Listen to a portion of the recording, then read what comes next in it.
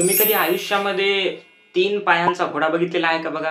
बघितला जर नसेल, तर नक्कीच जे आहे आता बघणार आहात. कारण की मराठी इंडस्ट्रीने असा घोडा तयार देखील केलेला आहे. एका नवीन मराठी सिनेमाचं ट्रेलर जे आहे ते रिलीज झालेलं आहे बघा. या सिनेमाचं नाव आहे 3 पायांचा घोडा.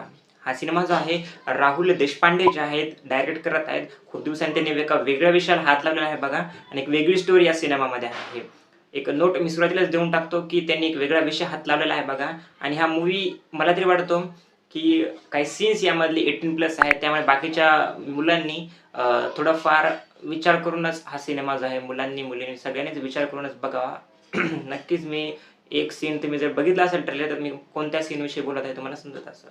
तर चंद्रिका अदनान राठोड हे 2003 साली मित्र झाले. चुका, चुका आणि फक्त चुका करण्यासाठी अशी या सिनेमाची टॅगलाईन आहे बघा. आणि पुन्हा यांच्या मेकर्सनी असं देखील मेन्शन केलं आहे, की in cinemas near you from 7th November no OTT NOTTT. म्हणजे ते म्हणतात, की हा सिनेमा फक्त थिएटर्समध्ये रिलीज होणार आहे. OTTवरती हा सिनेमा नाहीये. आणि अशा प्रकारचा हा सिनेमाचं ट्रेलर दिसत आहे बघा. त्यावरतून तरी हा सिनेमा जो आहे खूप भारी प्रकारे लिहिण्यात आलेला आहे असं वाटतं. लिहिण्यापेक्षा प्रेझेंट देखील खूप भारी केलेला आहे बघा. कारण की विषय तर तुम्ही यासारखा बघितला असेल कुठे ना कुठं. मला वाटतं यावरती यापूर्वी फास्टर फेनी किंवा पूर्णतः तशी स्टोरी नाही, परंतु त्या टाईपची स्टोरी होती त्या सिनेमाची आणि शिक्षणावरती एक सिनेमा आहे बघा.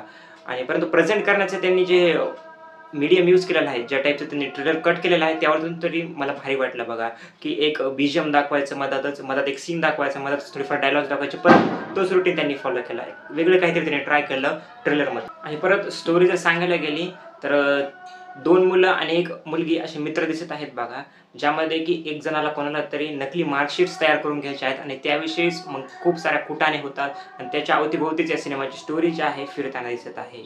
आणि यावरतीचा संपूर्ण सिनेमा जो आहे रिले करतो.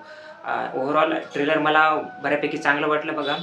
बघूनच आपल्याला समजतं, की कसं आहे व कसं नाही. त्यामुळे मी हा सिनेमा आता बॉक्स ऑफिसवरती तरी मी प्रेडिक्ट करू शकत नाही, की चालेल का नाही, परंतु कंटेंट वाईज तरी हा सिनेमा मला बऱ्यापैकी चांगला दिसतोय बघा. त्यामुळे या सिनेमाला माझा तरी सपोर्ट असेल. उगाच मी तुम्हाला माहिती आहे, की कोणत्याही सिनेमाला चांगलं म्हणत नाही.